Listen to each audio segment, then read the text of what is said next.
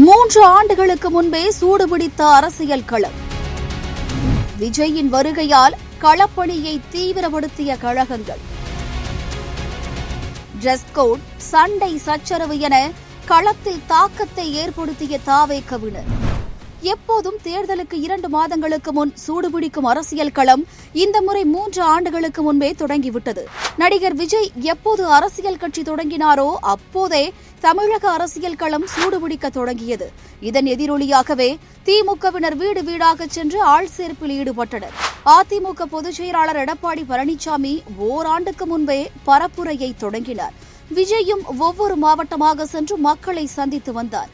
இதில் மக்கள் பிரச்சினைகளை பற்றி பேசாதது, திமுகவை மட்டும் விமர்சிப்பது, கரூர் சம்பவம் என பல்வேறு சர்ச்சைகளிலும் சிக்கினார்.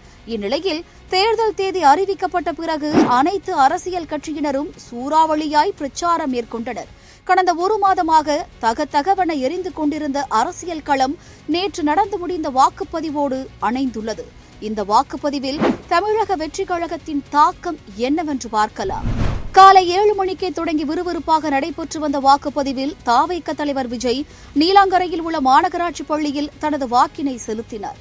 நேரம் செல்ல செல்ல பல்வேறு பகுதிகளில் பல சம்பவங்கள் நடக்கத் தொடங்கின.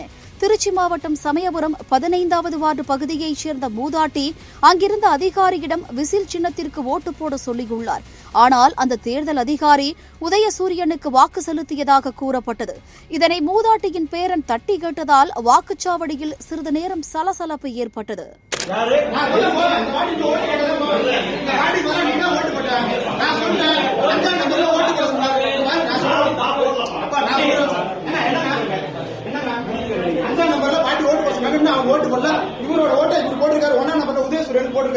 கோவை இருகூர் பேரூராட்சிக்கு உட்பட்ட அத்தப்ப கவுண்டன்புதூர் பகுதியில் வாக்குச்சாவடியில் தேர்தல் விறுவிறுப்பாக நடைபெற்றுக் கொண்டிருந்த வேளையில் தமிழக வெற்றிக் கழகத்தைச் சேர்ந்த சிலர் தங்களது கட்சிக் கொடியுடன் வாக்குச்சாவடி மையத்திற்குள் நுழைய முயன்றுள்ளனர்.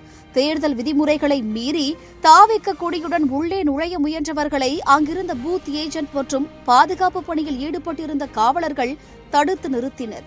இதனால் ஆத்திரமடைந்த அந்த போதை கும்பல் ஏஜென்ட்டையும் பாதுகாப்பு பணியில் இருந்த காவலரையும் சரமாரியாக தாக்கியுள்ளனர். சென்னை ராயப்பேட்டையில் தாவேக வட்ட செயலாளர் ரதியை திமுக பிரமுகர் மோகன் தாக்கியதால் இருதரப்பினருக்கும் இடையே மோதல் ஏற்பட்டது. இதையடுத்து தாவேகவினர் அப்பகுதியில் சாலையில் அமர்ந்து போராட்டத்தில் ஈடுபட்டனர். இச்சம்பவத்தில் இருதரப்பினர் மீதும் வழக்கு பதிவு செய்யப்பட்டது.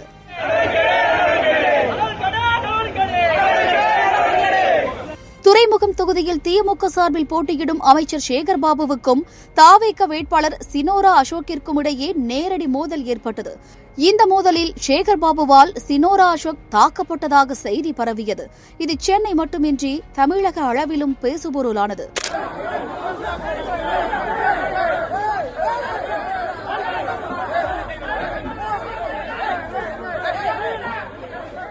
கரூர் மாவட்டம் கிருஷ்ணராயபுரம் தொகுதிக்கு உட்பட்ட அரசு மேல்நிலைப் பள்ளியில் அமைக்கப்பட்ட பூத்தில் பாதுகாப்பு பணியில் ஈடுபட்டிருந்த கர்நாடக மாநிலத்தைச் சேர்ந்த போலீஸ் ஒருவர் கூட்டத்தை ஒழுங்குபடுத்த விசில் ஊதினார்.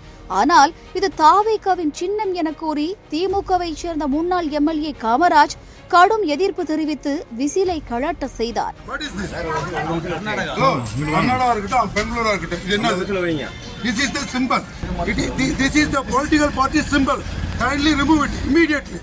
இதேபோன்று சென்னை பெரம்பூர் தொகுதியில் பாதுகாப்பு பணியில் ஈடுபட்டிருந்த துணை ராணுவ படை வீரர் போக்குவரத்தை சீர் செய்ய விசில் ஊதியதாக கூறப்படுகிறது.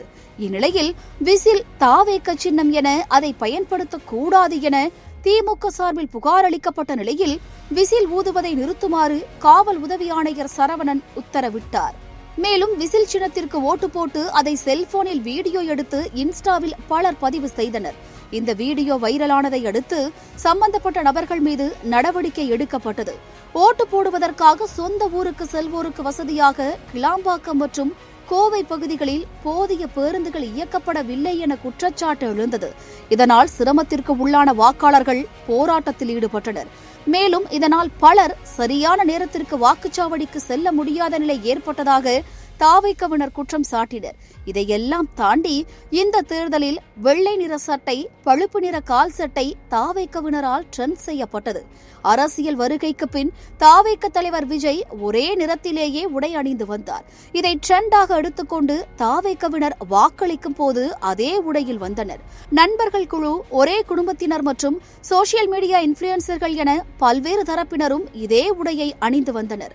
மேலும் பாஜக முன்னாள் மாநில தலைவர் அண்ணாமலை, இயக்குநர் ப. ரஞ்சித், நடிகர் விக்ரம், சிம்பு, விஜயகுமார், ஜெய், சிபி சத்யராஜ் உள்ளிட்ட பல்வேறு பிரபலங்களும் விஜய் குடும்பத்தினரும் வெள்ளை நிற சட்டை, பழுப்பு நிற கால் சட்டை அணிந்து வந்திருந்தனர்.